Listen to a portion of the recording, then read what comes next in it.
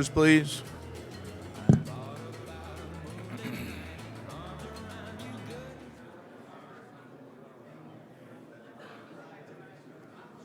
Oh, there come the lights.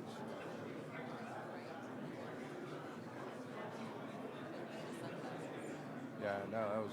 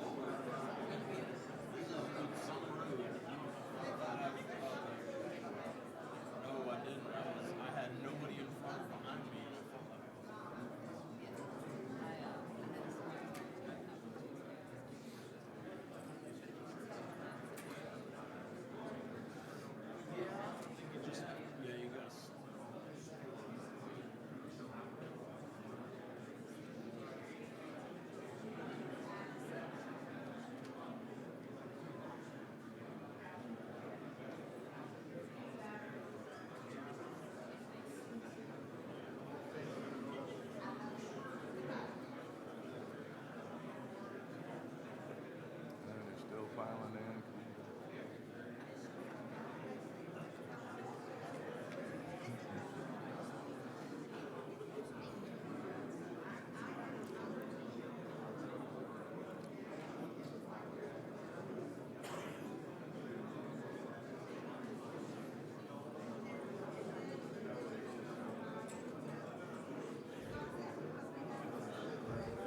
Can I start now? You, can I go now? You're here.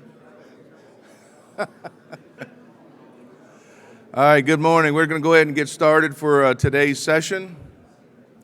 I do appreciate everybody being here this morning, and hopefully you had a good night and got to spend some time walking around this really nice hotel here. So our first topic today is going to be one I think is near and dear to all of us, and that's recruiting and retention.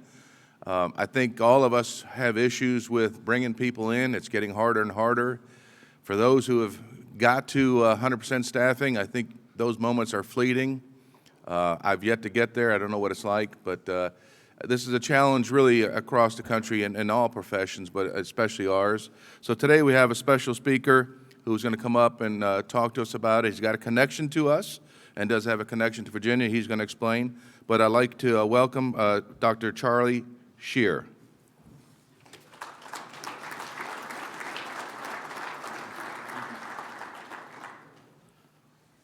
Good morning, everyone. I hope that this presentation this morning is a positive one, and I hope that the message, even though we have an urgency in today's day and age with this particular issue, I understand that this particular issue can be emotional and sometimes hard to function with.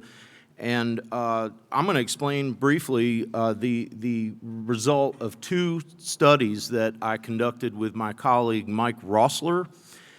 He's from Illinois State University. I'm from the University of Southern Mississippi, which is located about an hour north of New Orleans. Come by and see us sometime. The studies themselves there's electronic versions that I can send you, and you'll have my email at the end of the presentation. But I did bring some physical copies of these. If you'd like to go get them, I put them over there on the piano. They're limited in number, but if you want to grab a few, you're welcome to, when we're done. And if you over by the piano, you want to break into song, that's quite all right. We'll function. I did want to share with you very briefly how I got involved in this particular topic as a professor. I was not destined for an academic career, especially related to law enforcement. Back in the time right after 9/11, I was impressed to apply to a local sheriff's office right here in the state of Virginia, and it is Gloucester Sheriff's Office, and I'd like to give a special shout out to Darrell Warren, the Gloucester Sheriff, for being the person who, interestingly for our conversation today, saw in me something that I think you can see in individuals who make it into your door and express a desire to have a law enforcement career. It was a second career for me. I was a high school teacher and coach, a pretty successful one for many years. I remember walking down the hallway once there at the sheriff's office, and this is around 2002.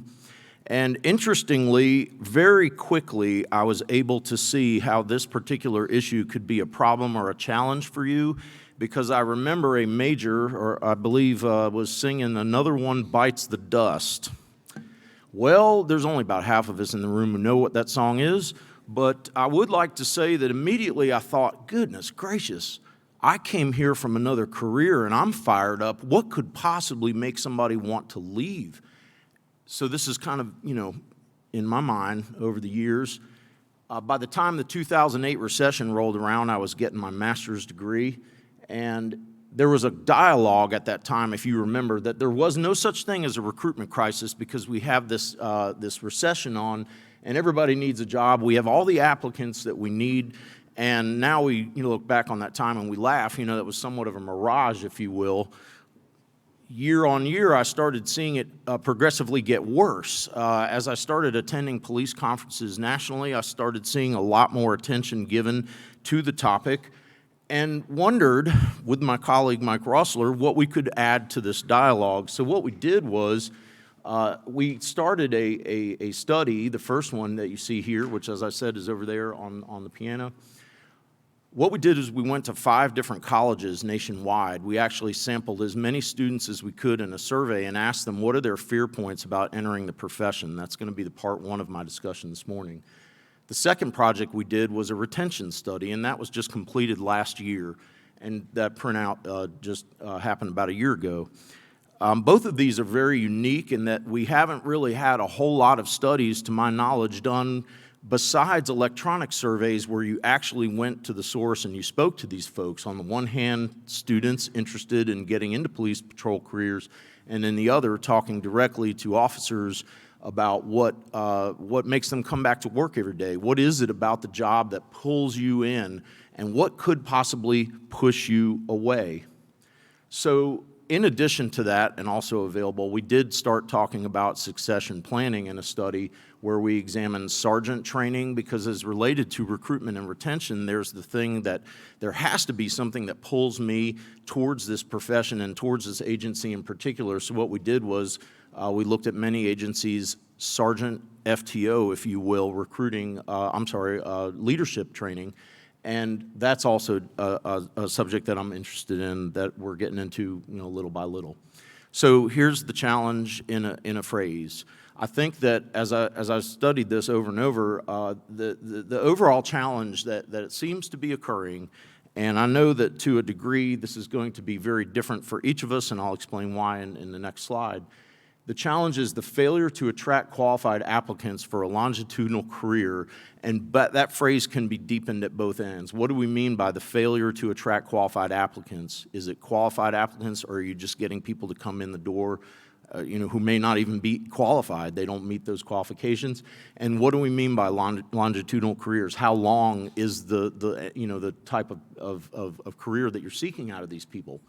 I call that the disorder with no common symptom.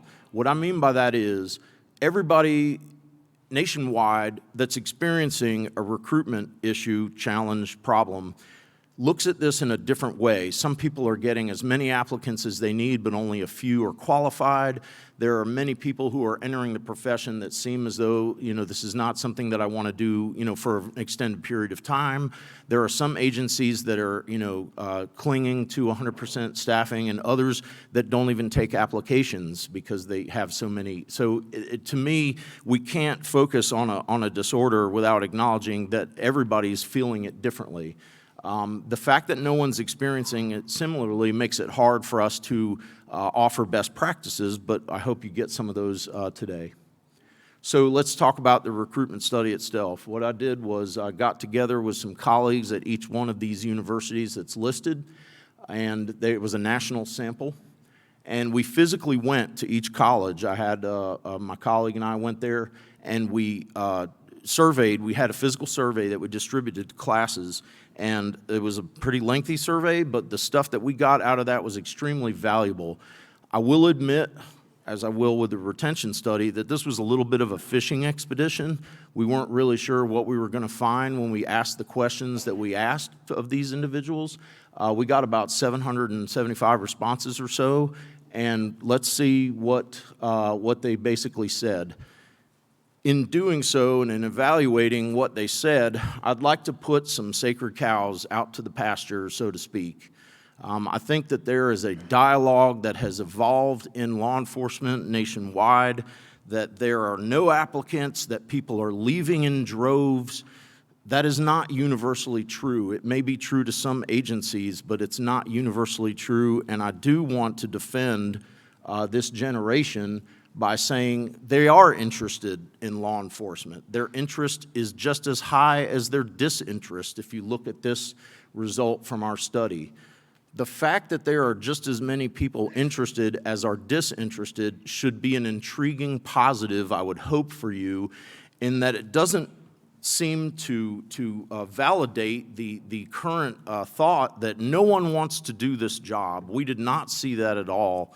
And I can tell you as not just a researcher here, but as somebody who spends some time with these young people, and by that I mean 18 to 24 years old in a college situation, they are very interested in this career. They are profoundly interested in what goes on and in what we do. What I think they are not, or what I think they are lacking is a authentic understanding of exactly what it is we do. And, you know, I already see y'all nodding your heads because you know that they watch television and movies and they get this impression that they're going to be Jason Bourne inside of 5 minutes after graduating the academy. It's up to us, I think, to communicate the reality of that, and how we communicate it is something that we're going to discuss a little bit as well. You might as well throw out the myth that they don't want to go through the hiring process because they think it's invasive and they're afraid of it. I want to put a little qualifier on that top graph, if you will. I do think there is something, and I'm actually starting to work with a psychology person on this. I do think there is something to their fear of having the reality of their past misdeeds told to them in a systematic manner. Nobody likes to sit there on their hands when they're getting a come to Jesus speech. No one likes that, let alone a 20, 21-year-old that's just coming into adulthood, and the thing that they did that now prohibits them from joining the Chesterfield Sheriff's Office was a week ago. They don't like to sit there and hear the reality of that. So the hiring process doesn't scare them, but I do think they may be a little skeptical about sitting there and hearing the reality of their past recent misdeeds. Kind of like a reckoning, if you will. Nobody likes to, and it is very much connected to stuff like how people don't want to hear, and I have an elderly mother, and she's refusing to go to the doctor about some of the things that are happening to her, and I struggle to get her to understand, no, you need to go. It's similar to that. It's like I think young people don't really want to hear the truth about their misdeeds, and they're all laid out in front of them when they go through the hiring process, like here's what you did wrong, and they're very skeptical of that. But the other things connected to the hiring process, like the physical agility test, the written test, and those sort of things, do not frighten them in the least. They have a degree of I would say probably confidence, if you will, that they're going to be able to do those things, even people who may struggle. You can throw out the myth that they don't want to go through the academy experience, especially if they're a college student. Well, I went through the college experience for 4 years, and now you want me to go through an academy for 1 year. They're not generally saying that, according to our data. They disagree and strongly disagree that the academy itself is a deal breaker. But once again, what we found is their knowledge of what goes on in that academy is extremely limited, or in many cases doesn't have no knowledge, which again impresses on us that that's a step that we need to take to illustrate to them what's going on.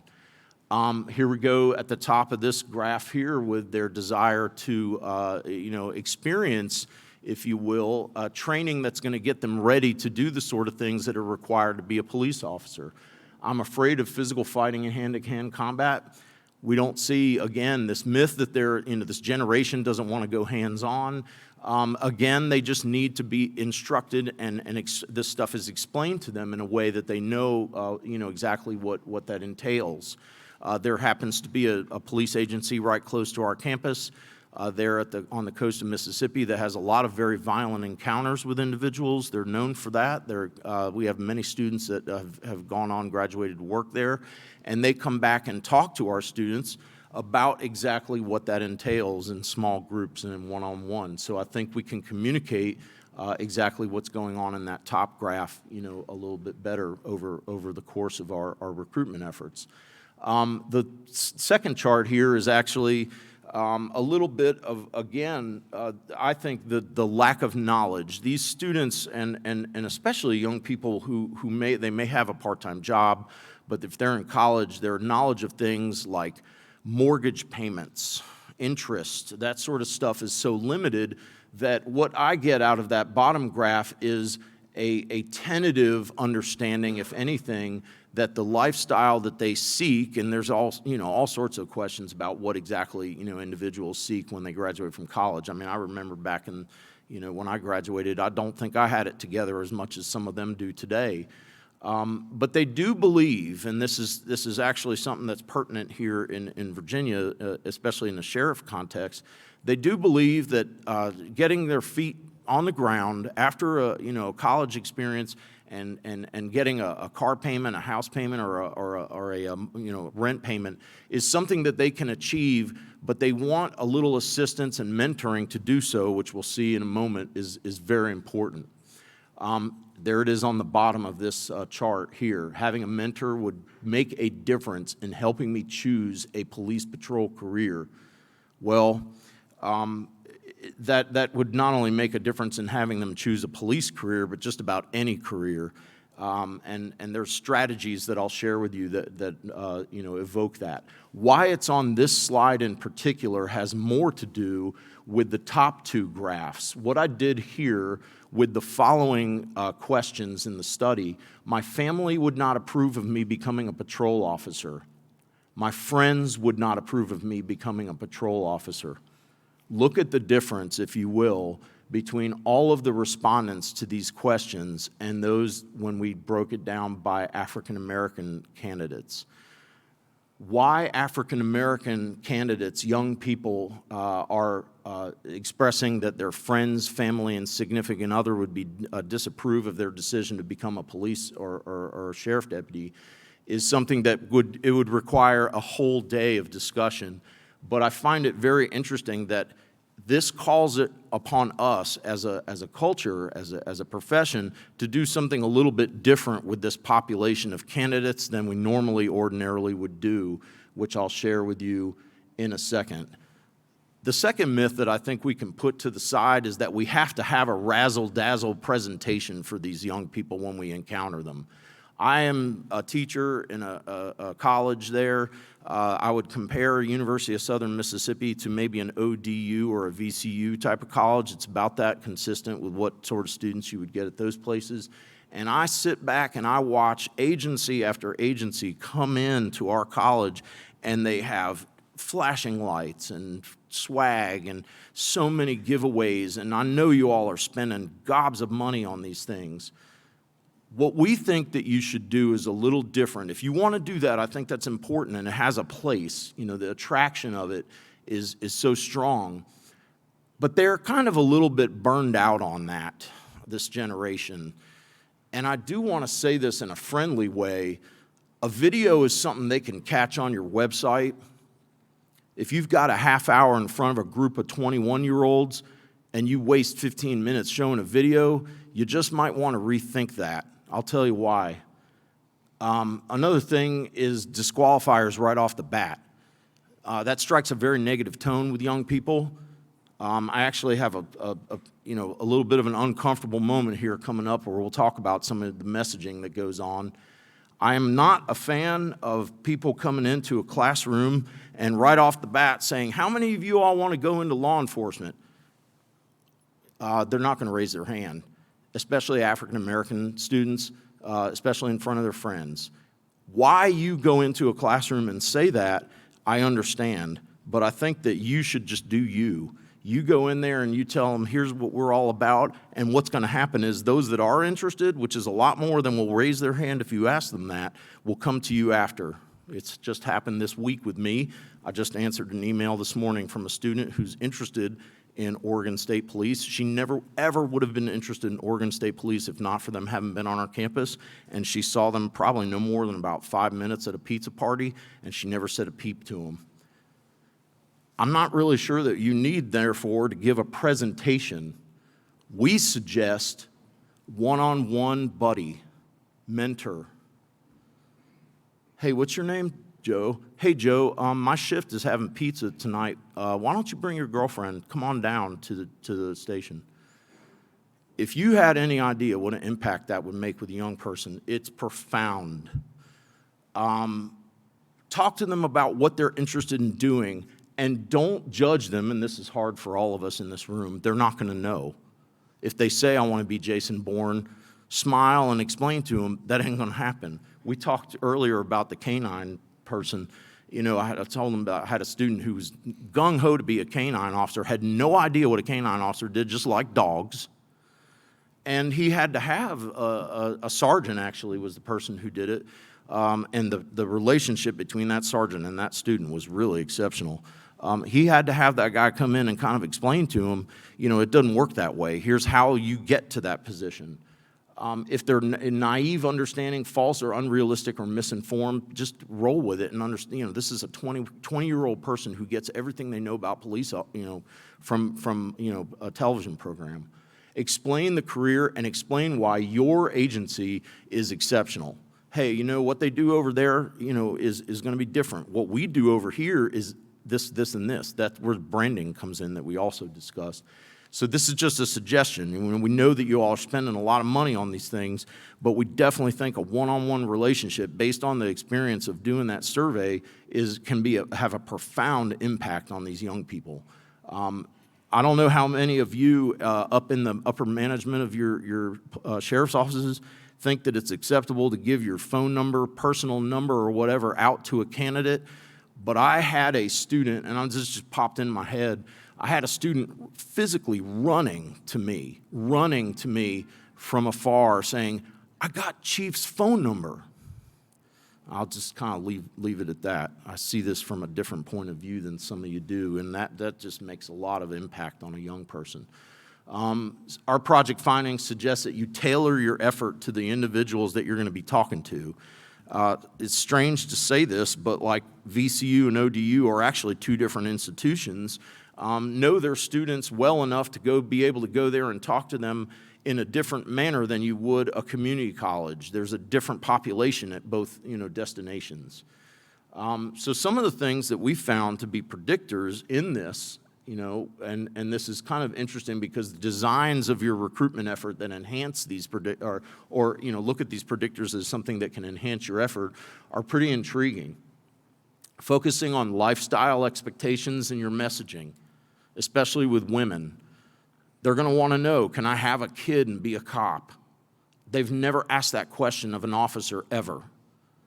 A female officer answering that question is going to have a profound effect on them. Respect for the profession, interestingly enough, those that expressed an interest to become police officers and in law enforcement demonstrated a heightened respect for law enforcement. In that, you can come up with a different way of recruiting. I'm not sure what that could be, but it expressed to me very interestingly that, you know, the historic aspect of your agency and, you know, how in history, you know, what you know, give them some sense of how your department has evolved and how that will continue on their watch if they become a deputy.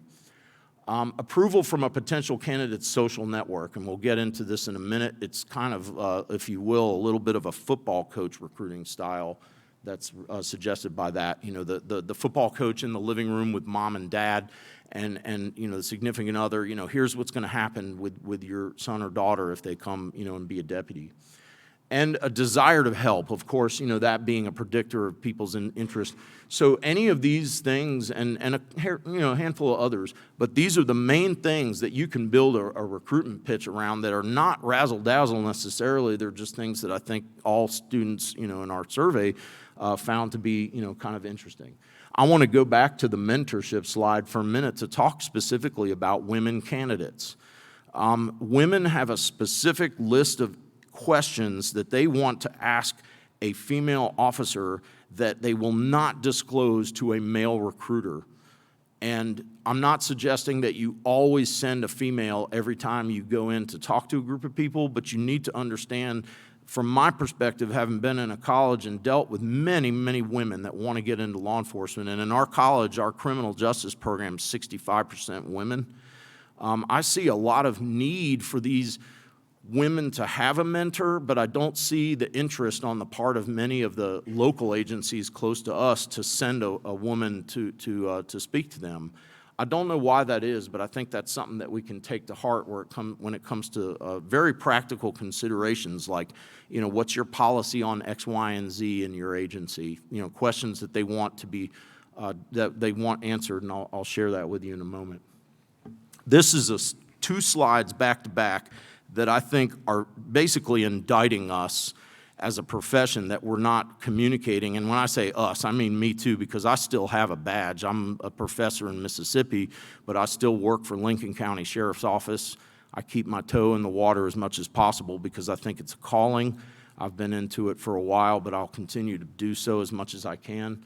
And I think that I've tried to do as much of a job as I can at this particular slide as possible as an instructor there in the college, but I find it very interesting and almost humorous that just as many students in our survey responded they would like to be a sergeant as disclosed they know what a sergeant actually does. And that's something that we need to explain to them, the career ladder, how you go from point A to point B. I would like to be a police supervisor, bell curve. I'm not really sure what they do, bell curve. I think that we have to step up and explain to these young people, okay, so here's what happens at the 5-year mark. We ask them in an interview, what's your 5-year plan?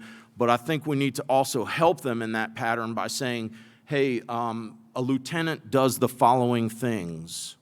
This is our lieutenant, so-and-so. Open up the black box of information to them and show them a little bit about what the career entails. This tells me they don't know much about police careers. They think it's possibly a patrol is it, and I think we can do a better job. And these are some pretty interested folks. The third myth that I think we can throw out about recruiting is that they don't really know the harsh reality of policing. Well, this is incumbent upon us. They do get this. The way that they get it is a little disturbing lately, especially in light of all the stuff that's going on nationally. In yellow is an actual quote. It's like I said, there's going to be a couple painful moments in this presentation, but this is definitely one of them. I had an African-American woman in the back of the class, and I was standing back there, and we had a department up there in the front giving a presentation on recruiting. And she whispered to me, she said, I really want to ask them a question. Go ahead, go ahead. No, I really don't want to, which is very common for a female student. She finally got the courage to raise her hand and said, what opportunities exist for women in your department? The knee-jerk response from the recruiter was, lots of opportunities because I lost my promotion to a woman.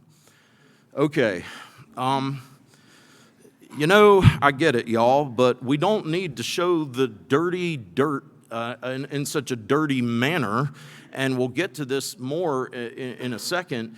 When you're a trusted college professor, you get a lot of these sort of moments, and I got a lot of them at that moment. It was like, this sort of like gaping look, like, oh my God, I can't believe you said that. We can do better, and I think that expressing the harsh realities of policing can be done in the following manner. We don't want to black box a young person about what's going on in law enforcement today. But at the same time, they're a little more savvy than you may think they are about the sales pitch. when they sit in a ride-along, if they can gain access to a ride-along, and they ride around and all they're getting is negativity, they will tell me later, wow, in not a good way. And I had to say at one point, hey man, I'm really sorry that recruiter, I kind of noticed, that happened. And they go, hey, look, I get it, law enforcement is a mess, this is just, what you get. It's a shame that they're at that level. There's this one guy said, I'm an ROTC, I know all about what recruiters do.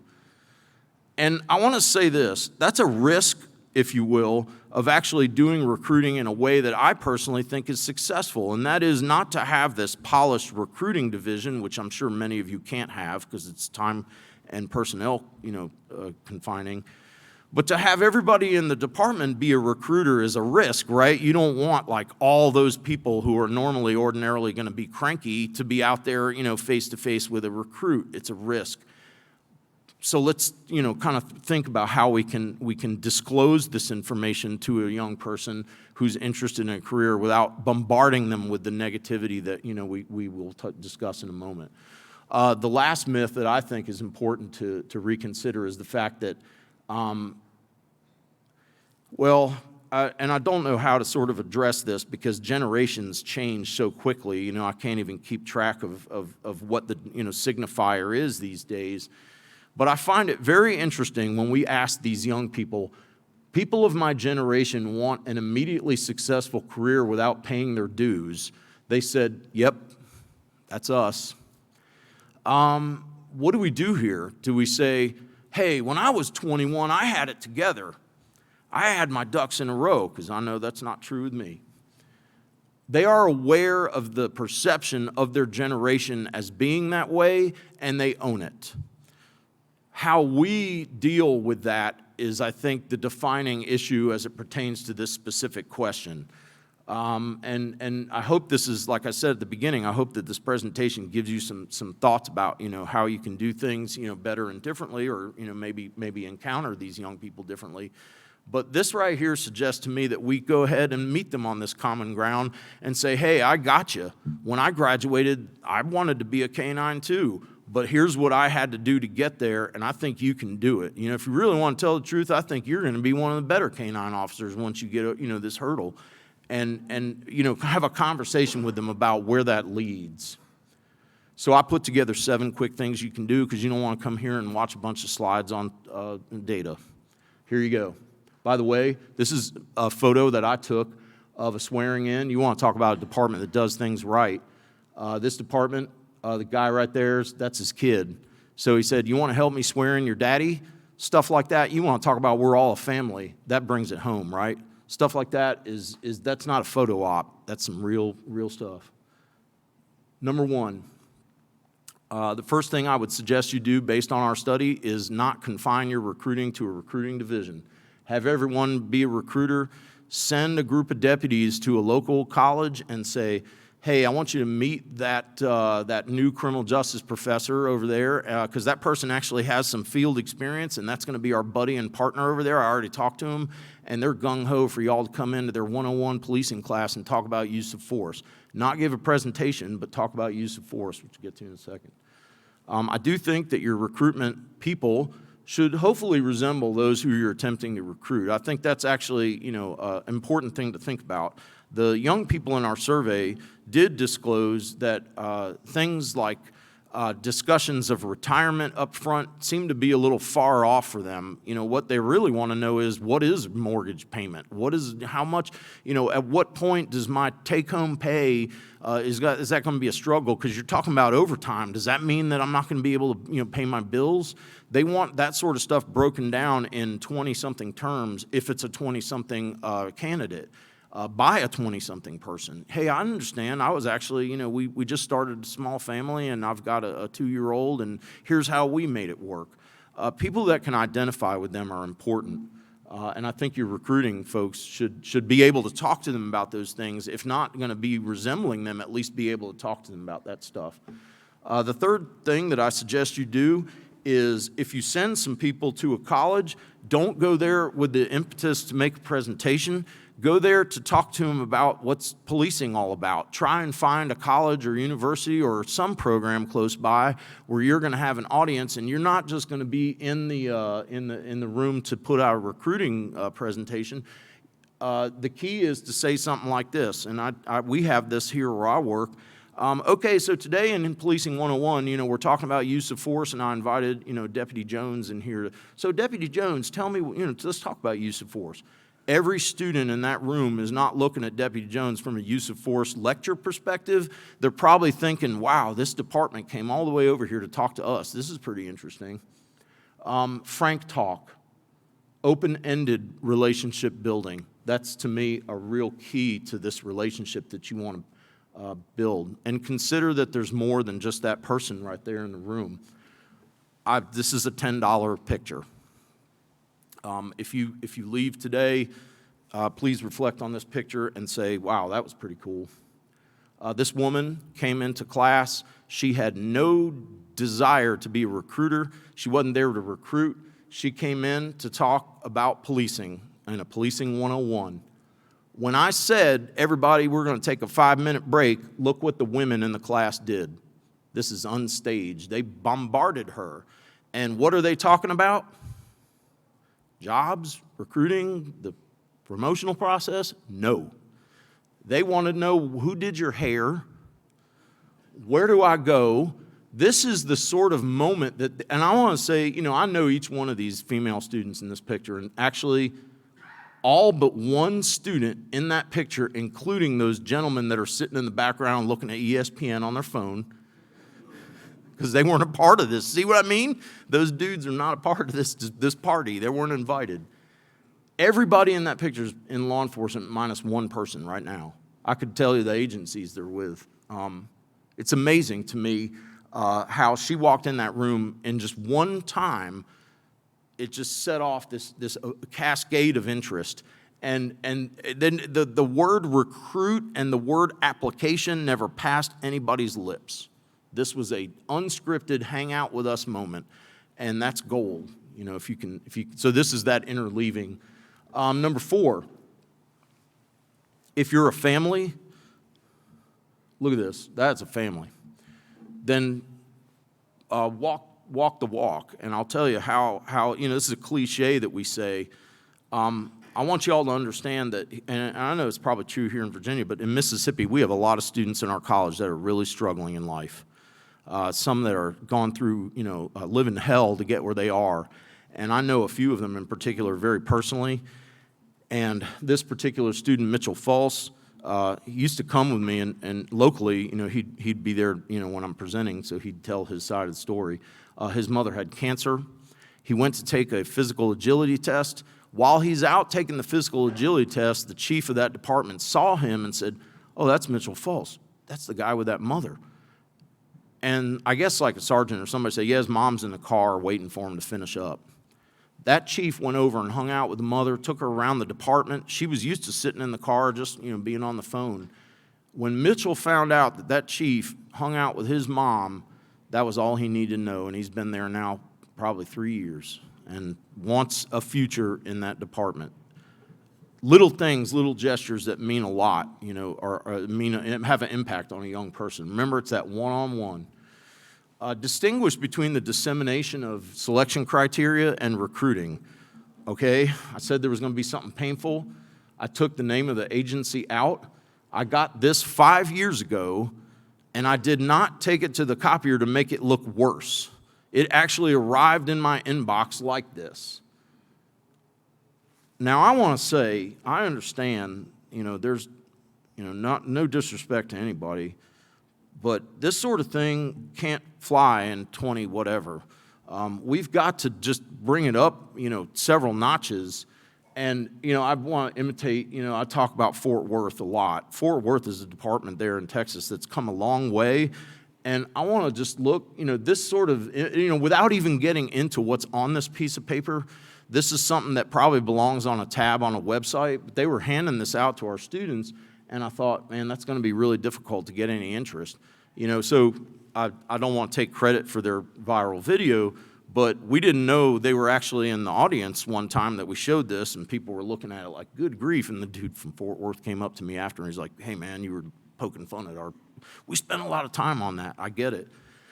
But this is not what a 21-year-old like thinks, is impressive to them.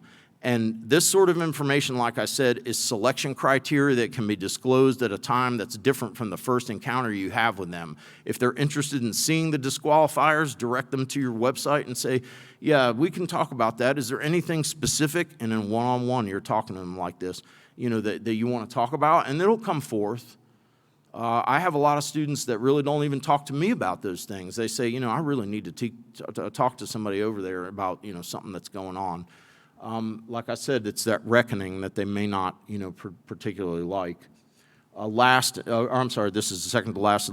This is be a hospital to a medical school. Okay, so the relationship between a hospital and a medical school is a very special one, and this is a model that I think is really exceptional and that we all could aspire to. And I want to have this very much between our college and other departments all around. I have folks coming in. That picture that I showed you with that woman was a local agency, but they come in from out of state too. There may be some people that come, there may be some people that come in that are curious about law enforcement, don't really know that much about it. Allow them to see the things that are hidden from view. Tours of the academy, partner with your different units and say, hey, we do have somebody that eventually is going to be interested in K-9. Have them talk to a couple K-9 officers about how long it took them to get there. Consider that a ride along, and this is actually a pretty important point, is a transformative moment. I'm in that category. If not for riding along with, and I won't say the name because Sheriff Warren is in here, he'd probably laugh if I told you who it was. The day I rode along with that officer after 9/11 happened, I saw myself as a deputy. I couldn't believe it. Never would have thought about it in a million years. And I said, wow, I could do this. This is pretty cool. It's no different really than what I'm doing, coaching. It's mentoring, it's that kind of thing. A ride along is an experience that we should not deprive a candidate from. I don't think they'd go to medical school if they didn't know what an ER looked like, and I think we need to do the same. I know why some of you probably don't do a ride along, and if you do, great, enhance it with things like realistic job preview and internships. But if you don't do ride-alongs, and there's a significant reason why not, I understand, but we got to do something similar to get them to understand what your department is like and what the job is like, specifically there. I know that there are reasons why we don't do those, but being that hospital, it requires a little bit of effort, and that's what they crave from the data that we had. And the last one that I think is a quick thing you can do is to kind of adopt a football coach recruiter style. I see this a lot of times because our school there in Mississippi is predominantly African American, and I see the image that they have of a police recruiter is very consistent with a buddy. Like I think football coaches can be when they come in the room. And women, as we said before, also seek this realistic sort of frank relationship, and I think that's very valuable. I love Prince William County that does this what's your story. I use this all the time in classes. It's actually, I don't even know if Prince William County understood when they put this on their social media, and a student shared this with me once. I don't think Prince William County understood just how visceral that is for a student to tell their story and say, hey, nobody's ever asked me why I want to do this, but my dad was busted for drugs and he's in jail, and I'm ashamed to say that, but I want to do something. That sort of story can be extremely powerful for a recruit, and to tell that story in the right context can be a profound moment for somebody when they see you ask them. So what's the successful recruiting effort look like? You have created a relationship with people that are interested, and you're willing to do a little bit of work. Generations, we say this and that about, whoever, but that can be a little high maintenance. What you are after eventually through all this work, and I want you all to consider that this is completely possible. There isn't anybody, because I see this in a lot of cases with even small departments. There's a small department at home, PETAL, P-E-T-A-L, police department. I'll ask the student, So where are you going to apply? You're a senior, it's getting ready to, hit you. Well, there's Petal, but after that, I don't know. And I'm shocked, and I go, wow, if the Petal PD knew how quickly they take, this relationship that they've built with our students to a level of, well, I already know I'm applying there. I just don't know where else. I haven't really thought about it. Well, what's your short list? Well, Petal and somebody else. I don't know. If you can make that happen, you've done something in recruiting, and it's done, I think, in a relationship building exercise. So there was a Police One survey. This is going to finish out the recruiting aspect of what I'm talking about. I got a phone call from Police One. I guess that's almost like a Facebook for cops. And they had a study. They had a button on their website. Click here if you want to, tell us about recruiting. Well, we all know that that's going to attract a certain type of response. And what happened was they asked me to comment on the responses they got. And I saw in that a dark side to recruiting that needs to be talked about. And this is actually where I'm taking some of my research with myself and Mike Rossler now in a totally different direction. In that response, they asked the question, do you actively engage young people in a recruitment manner? And everybody said, yes, I do. Do you dissuade them from applying for a law enforcement position? Oh, never. Never would do that. Third question, well, what do you say? And it was a big box. The stuff that was in that box was highly toxic. And I wonder just how, and we talked about this just a tad bit earlier, wonder where this is headed. There is a new sense of nastiness, a new sense of abrasiveness to the response that if somebody wants to ask us, how's things going in law enforcement? And we worry about this getting into the wrong ears with a student or a potential candidate.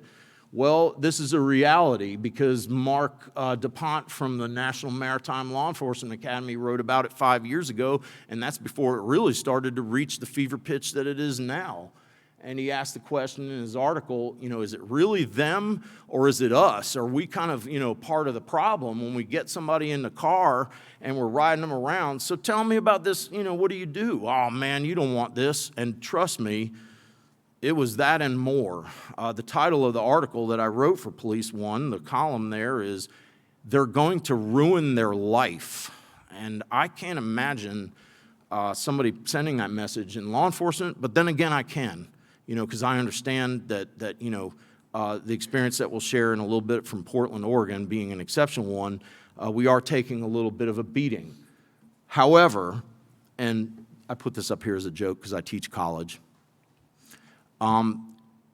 we've been, to use a Mississippi analogy, we've been eating the smothered steak or the chicken. Now's the time where we need to eat the greens. This is going to be a little painful for you, but it is going to be good for you, kind of like eating the greens. So this is the part of the presentation that you probably don't really want to see, but this is a text that I got from a student before his internship the next morning. He texted me at 6 o'clock at night, and he said, I'm ready to rock and roll. 1 day later, after the first day of his internship, that's what I got. He did not apply to this agency. He begged me to change to another department, and the information that he got out of them was so negative that he felt impressed, and yeah, I guess I'm a little closer to my students than normal teachers would be to send a message like that to your professor, but I'd rather him send that message to me than just abandon that police department that I couldn't communicate to them later. Hey, who'd this guy ride along with? Oh, we put him with Jones, Smith, and Johnson. Whoa, okay, well, we need to, maybe rethink that. Compare that painful realization to this one, which is far more positive. And if you're going to really look at the impact that you can have, this guy's on our track team, wants to be a law enforcement officer. He's an NCAA 800-meter runner, so if he's like up at 7th in the NCAA in 800 meters, he's pretty good, right? So what did they call him when he went to do his internship? They gave him a nickname, Flash. So here's what he gets when he's done with his internship. He showed this to me. He took a picture and texted me this picture. So he's so excited, he sends his professor this. Flash McCoy, hey man, thanks for being an intern. We loved having you. If you look, we had nothing but great things to say about you. Keep up the good work. Gave him a challenge coin. This guy is all in for this department as a result, not only of the internship, but of that icing on the cake. And that right there can outdo something like this any day of the week. I'll put my money on a department that does stuff like that, because that's how you reach the ones who need to be in law enforcement, I think. All right, so we're going to talk about retention. It's 45 minutes, which is good. I figured I'd make it right to 45 minutes. We have some time to, I don't know, if I say stand up and stretch, I don't know if everybody will leave or not, but if you feel like getting up, you can, but we'll just go ahead. This photo on the top here is from Portland, Oregon. I'll explain why I was in Portland, Oregon in 2021. I was there for 2 weeks riding along with the Portland Police Bureau, and I'm going to share some of the information I got out of that. So here's what happened. We did this recruitment study, and I was really impressed with the fact that we were actually able to put something kind of neat together. And here we go, 2 years later, I was like, all right, so we did recruiting, let's try a retention study. What are we going to do? So we had this idea, my friend Mike and I, that we were going to go to departments all across the country, and we were going to ask everybody that was out working in law enforcement, what's pushing and pulling? What are the pushing and pulling mechanisms? And I viewed retention also as a disorder with no common symptom, because there are some people that are losing folks at a certain stage of their career that's not consistent with other places. And we wanted to know the severity of that. So what we did was we decided to do a multi-agency survey. We actually had initially 20 places that we were going to go to, and we said, let's do exit interviews, let's find out who left the profession. We had this huge project underway, and then COVID-19 occurred, and in May of 2020, we're sort of sitting there going, well, how are we going to get these surveys out? What we did eventually in 2020 and 2021 is we did end up going to the following places. It was a nationwide sample, and the percentages indicate the percentage of answers are from that agency. So, for instance, Bryan, Texas represented 13% of our sample. And we also talked to specialized units and command staff in each agency, and we presented them with a pretty lengthy, again, survey to ask, why are you still coming back to your job every day, and what drives you crazy, and what drives you away, and what do you think? Here's the results. Oh, by the way, going back to recruiting, that picture is also a photo I took. That's a women-only recruitment event that we had, and Topeka, Kansas came all the way to Mississippi to hang out with those girls, and they ended up hiring, I think, 6 of them. There was a lot more than those right there in the picture. It could go on. So just a little evidence of more recruiting. So the demographics of our retention study, the officers that answered our study had an average of about 13 years of experience. 69% of our people we talked to were only one agency. I found that interesting, and it's going to continue, the interesting information pertaining to that. And again, you think, we are in a male-dominated profession, that constitutes 82% of our study. Demographics, patrol represented a little over half the people that we talked to. Racial and ethnic identity, that's consistent with law enforcement as a whole. And the highest level of education, I found that to be very interesting, that a very small number had nothing but a GED or a high school education. Now keep in mind that we went to some larger agencies, or I would say medium-sized. Bryan, Texas would probably be classified as medium-sized these days.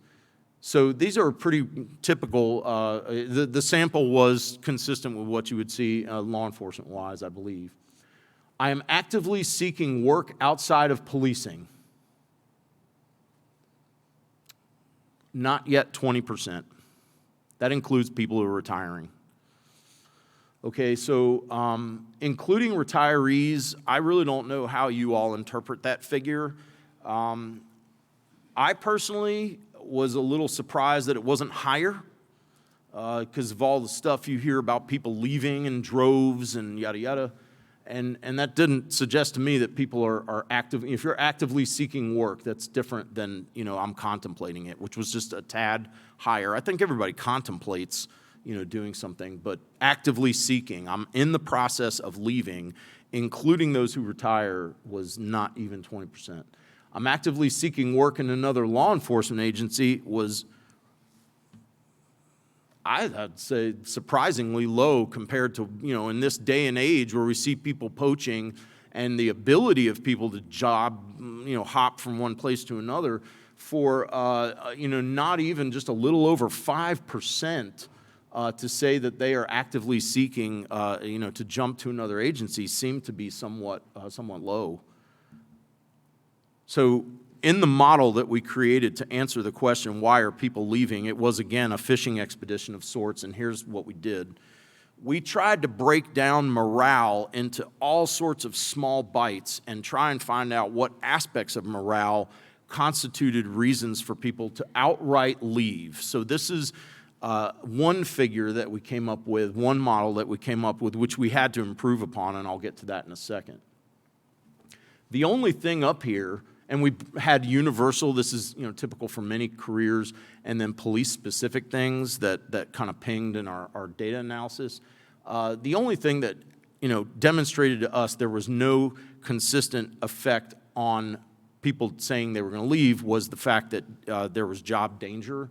That did not relate to people wanting to leave policing. But these others did have an effect. If you look on the left-hand side, these characteristics are somewhat similar, as I said, to other careers. Most importantly, if the workload goes up, I'm more disposed to contemplate to leave when I have a higher level of work that I have to do. If I'm overworked, it makes me consider, hey, maybe that's not the case in another career or in another agency. If I perceive the promotion system as being unfair, that may actually, make me reconsider my choice.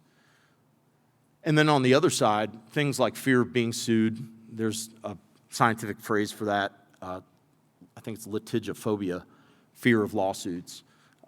These are things that have a direct effect on people's desire to leave. Well, we said this is kind of not helpful to us. What we want to do is throw something in between that can help explain the emotion of I'm considering leaving. So we picked job satisfaction and job stress as that thing that if they're satisfied with their job and if they feel stressed at their job, that can impact their intention to leave because we already know that's true. And it totally changed the model. I know some of you are like, golly, I didn't come in here for a statistic lesson, and I'm trying really hard to help you visualize, and the next slide will, that this can impact your retention efforts. When we decided to look at it from job stress and job satisfaction, everything changed. That means certain things popped up as not having an effect on job stress or job satisfaction. Therefore, the things that really did make a difference were things like the ability, and job danger actually turned out to have an effect on job stress. I guess that makes perfect sense. The ability to help people, a person's ability to help, as that erodes over time in their profession, maybe we can do something to enhance that, to connect them back to what it is they do. I think many times that may have to do with people who promote, because the further you go up that ladder, you're more detached, if you will, from patrol, and you may not see that immediate impact of your efforts. Another thing over here, which was interesting, and we discussed this at the very beginning when we were getting ready to begin, is compensation. Previously, the slide showed that had a negligible effect, but now we see that, people do expect as they promote to gain more traction financially. So I put together the things that officers, what occurs that impacts their job stress and job dissatisfaction. So when these things occur, we're in a red zone with retention, according to our study. They have an unclear expectation from citizens. I don't know what the citizens expect from me. That so enrages me that I'm considering leaving the profession. This is the data talking. They perceive an inability to plan their work. They feel like, as my day goes, and this is a strange moment for me, because as a college professor, I'm beginning to see people that have graduated and gone into law enforcement are now beginning to be like detectives, and they are shocked at how that's like an inbox job, and whoa, I didn't sign up for this. I thought I was going to be run and gun, and now I go to work, and I'm like, man, here's another, and they come back in their inbox. So the inability to plan their work gives them some pause. I think that's an easy way to put it. They perceive the promotional process to be unfair. I think it goes without saying that if they feel like there's no organizational justice in their promotional process, they may reconsider or go to another agency. This is, again, from the study. The fear of being sued. So I've long been a proponent that there needs to be a specific course or something in the police academy to talk about the realities of being sued. I and many others in here have been sued, and we came out just fine. It was, something that occurs. But in 2023, that's an exceptional thing. They hear horror stories, and they want to know the reality of that in the academy. They're desperate to know, how real is this fear, and what do I do? And don't just give me a business card. Tell me what I need to do if this should occur. And, they hear, again, going back to that Police One study, well, they're doing their job and they're going to go to jail, which is one of the things somebody said in that little box. They have lost the perception that their work has a positive impact. And most importantly, and I find this to be really interesting, their values are different than their closest work group. Now, going back to the Gloucester Sheriff's Office that I worked in, years ago, every shift has its own personality, and as people kind of go through, shift to shift, and they see that there's, an incongruence with what I want to do in this shift I'm on, they may feel frustrated, and they may need to voice that frustration, because as our data shows, when they're stuck on the wrong shift and they don't feel like they belong there, they may, and this kind of gives credence to that old adage, people don't quit jobs, they quit their immediate boss. They may reconsider, the department or even the career entirely. So this is your $10 slide for the retention aspect. There is no evidence in our study, and we asked outright, that negative social media posts about police have an impact on them wanting to be a cop. None. It was like not even 5%. It was such that I think it's probably a statistical error. There was no evidence that the anti-cop attitude and culture associated with the last 10 whatever years and the increase in that, it was not stated when asked specifically what the effect is of that on your consideration of being in law enforcement. We did not find any evidence that people are leaving law enforcement because people don't like us or whatnot. I think that it's important to voice that, but there was no evidence in the study that we conducted that this is an extremely negative impact on staffing.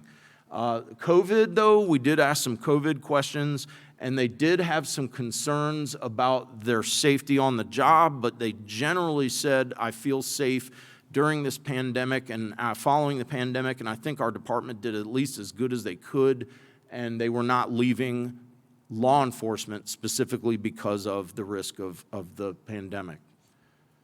However, we talked about this too. We asked a question specifically about the effect of George Floyd. This is in 2021 and 22 this study was taken. This study was conducted. Over half agreed that either agreed or strongly agreed that the reaction of many members of the public to the George Floyd incident in Minneapolis has caused me to reconsider law enforcement. So you had a quarter that strongly disagreed. These are your folks who were a little bit more committed. But if 51% of all those agencies said, the reaction of many members of the public, so when we ask questions about negative social media posts, they're like, When we ask questions specifically about the reaction of George Floyd, then it began to be a little more in focus. So what I think we can do with this, and this is incumbent upon me as a college professor, and we have to start at the beginning, is to inculcate and get this across to our young people. Here's what happened in that incident, and we need to talk about what law enforcement's reaction to it has been in the following years subsequently. So I think that this is not only something that is incumbent upon people like myself in the education profession, but also in training. So here's my Portland story, and then we'll go to questions. So This is a whiteboard where I had been constructing this study, and we had planned, if you look on the right, to go to Modesto, California, Pinal County, Arizona, Chandler, Arizona, and Boise, Idaho. We were going to knock out a bunch of West Coast agencies. But then we got to Portland, and I rode with their officers, and we stopped the study. I was like, we got way too much information. In fact, I'm actually putting together a separate Portland report. We all know what happened in Portland, and here's what I saw. I don't know how anybody can go to work in this environment, but they're inside this building. The awning is burned off because they tried to firebomb the precinct. This officer who takes that motorcycle, I saw him come there every morning, and I was like, man, look at this building, and you're parking that bike. He's like, yeah, try to mess with my bike. Which we'll get to. This is a Portland thing, trust me. So there's,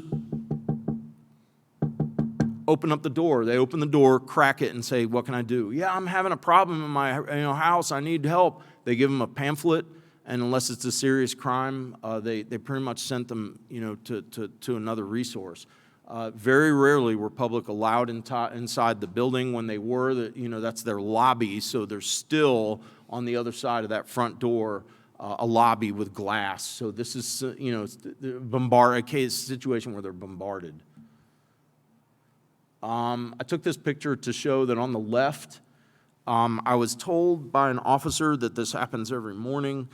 On the extreme left in this picture, you see a minivan with merchandise and somebody taking away this merchandise.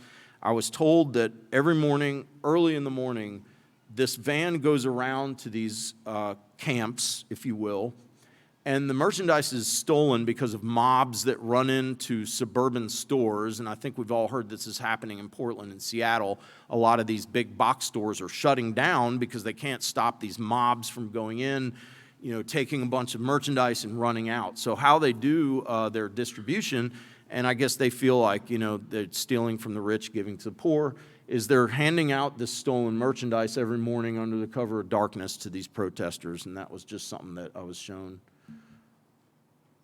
Take it to a step further, I was really impressed by the number of stores that actually put things in plastic bins on the floor to make shoplifting easier, because when they leave, this is true, when they leave the store, if they have to, take it in a rush like that, they're more disposed to destroying the store on the way out. So by putting the things in plastic bins, I was told they make it easier on shoplifters because then the store won't get vandalized. Welcome to Portland. This is the inside of their main precinct. This is their headquarters, actually. You can't really see the pink and black paint drooping from their homemade peephole, but every time they actually built this thing at the top, which is like a security device. Anytime they have to open that door, they have to look out through the peephole to ensure that somebody's not out there with a high-powered slingshot and ball bearings, which is the weapon of choice of so many of these protesters, other than fire, and industrial fireworks, I found. This is downtown. I mean, you see so much of this. It's like after a while, I just quit taking pictures of it. PPB means Portland Police Bureau. This is their courthouse. You can barely see what the lobby used to look like before they had to reinforce it. And when you go in, notice how they've actually made a pretty handy sign. They actually had them professionally done as though to suggest this is going to be it for the long haul. And I haven't been back in a year, so I can't verify that this is still going on. But I do know that when Kyle Rittenhouse was acquitted, they rekindled a lot of the protests. So I really don't know. Many of you, some might be people in here from Portland that know what the current state of affairs is. I wasn't really supposed to take this picture, but this was hanging up in the in the detectives bureau. I just thought it added a little bit of color to the mindset of some of the people that worked in the Portland Police Bureau. Oregon's a beautiful place, loved it. Mount Hood, all that stuff is great. Just people that work in law enforcement. So this is something I'm not really supposed to show. It definitely is not going to be in our report. But for obvious reasons, we don't want this to get out to a non-law enforcement group of people. but this is what has happened to their peer support after it's been defunded. Notice the peer support identification badge around, and I don't know if you can see, they've named it Coney, C-O-N-E-Y, and the P, although it looks like Pittsburgh Pirates, that's actually the Portland police hat. So if you're having a problem, go talk to Coney, because that's all the peer support we have now. So, you can look at this lots of ways, but I think this illustrates that police have a dark sense of humor about the current state of affairs, and they sure do in Portland. This is the name of the Portland report that I'm currently putting together, and it's going to have all the data from the retention study in it, broken apart from Portland, and everybody else. Okay, so if I told you that we did a study on Portland officers and whether they enjoyed their jobs, I think the vast majority of you would say they're out of there, they hate it, next train out. No. In fact, that quote on the left is the defiant response to nearly every question we asked. We got more and much more than that from nearly everybody. And that makes a little bit of sense to me because I'm there on the Gulf Coast and I remember Katrina. And when Katrina happened, you had a certain number of people that were turning in their stuff and they were out of there. Give me that FEMA check and I'm going to Houston. And the law enforcement officers that stayed, in the face of that 10% that were abandoning them, had the same reaction that you all know, you're very familiar with. It's a cop thing. Well, then get the hell out of here. We don't need you. We never needed you, in fact. And now it's become a pride thing. In Gulfport and Biloxi, Mississippi, they actually have like a Katrina pin. And they have, Katrina 2005. And they ask, hey, during Katrina, where were you during Katrina? Were you out there with me chopping up? No, you weren't. In fact, I remember probably not even born then. It's a badge of honor, and that's totally happened in Portland. Portland officers are defiant about their neighborhoods, their department, and what they've shown to me to be a lot of outside influence and protest. They took me to locations where some of the graffiti was in Italian. Other nations are coming there. It's almost like they call it protest tourism. And so I had this fella, a sergeant in one of the precincts. He said, man, you want to take a picture for your project? I'll show you what you need to take a picture of. Took me over to the old uniforms. And here's the double-edged sword with this vest. They begged the officer to turn it in. He said, we've been trying to get that guy to give us that vest for months. He was wearing that vest like, check it out. Paint hit me, I'm still here. We used to get a text message, this is true. My friend and I that went there to do this project, we got a text message, meet us at briefing. It's at a dark parking garage, like these locations that were off grid. And they told us with a brief time, where they're gonna meet because they didn't want the public to know where they were gonna go. And we would go to these briefings and they would have the roster. Okay, who's here? Johnson, not here. Okay, that's cool. We'll get it done. The defiance and the attitude of Portland in the face of this is something that we did not expect at all. And I have to say, it invigorated my attitude about, this entire project to the degree that, a lot of these pieces of data make a lot more sense now. We expected to see what we hear in media. Everybody hates law enforcement and officers are leaving in droves. Okay, well, here's a couple of tidbits. They're not going federal. Only 6% of our study said that they were even interested. Not I'm actively seeking, but were interested in being a federal officer. I don't know if it's the devil I know compared to the devil I don't know, but the second bullet is they're not going to another agency either. They were generally satisfied with where they work. If you think a fourth of the sample leaving is a high number, I really don't know if you add retirement to that figure, if that's a comfortable number or not, but I thought it would be much higher. So this defiance is something that was very interesting to us. And here's the end of my presentation visually. I know y'all it's been an hour, so here we go. You're very familiar with this picture. It's famous. Portland guy told me every day is D-Day. I have no idea how this happened. I decided to show this picture as, evidence of Portland I would say probably about 6 months ago. I said, I'm going to put that picture in my presentation. Then I looked closer. I looked so close at this picture because I had a huge high-res image. Okay, I got to say, for this dude, and they're probably like, 18 years old? For this guy to be attacking, Omaha Beach with a, eating grin on his face, tells me a lot about law enforcement retention. We may be angry, some. We may not like, day to day, some said that. But when it all came down to it in the data, not a whole lot have taken it to the extent that they're obsessed with leaving the profession in droves, which is what I've been told. They're actually, like Portland, tackling every day like that. And I think that's actually pretty inspirational, I don't know what you think about that, but it sure makes it hard to complain about coffee in the break room elsewhere if Portland's getting, they're following these, a lot of these officers' kids are getting followed to school and stuff by protesters. They have websites, outing them and whatever. And so here you go. I have to say, if this guy's, gonna have that grin on his face, we can do it too. All right, so here's my email and phone number. That's my direct line. If you want to talk to me about recruiting, I'm more than willing to do it. Again, not a photo op. This is, I'm not on social media, but some student showed this to me. Anything we can do to reach out to a person who's interested in the profession is a positive, and it starts with us, at the top, rewarding people that know how to do it. The conversation is probably never going to end. This is a permanent feature of your leadership now. It's just up there with budgeting and everything else.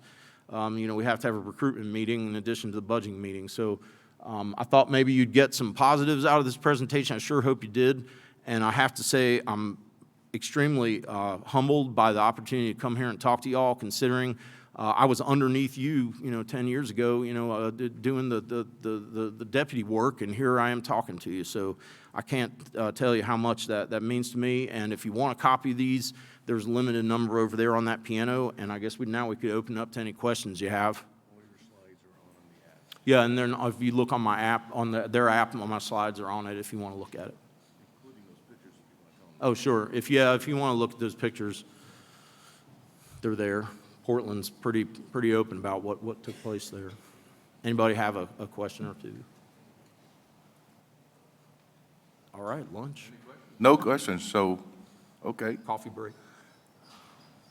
Thank you. All right, thank you.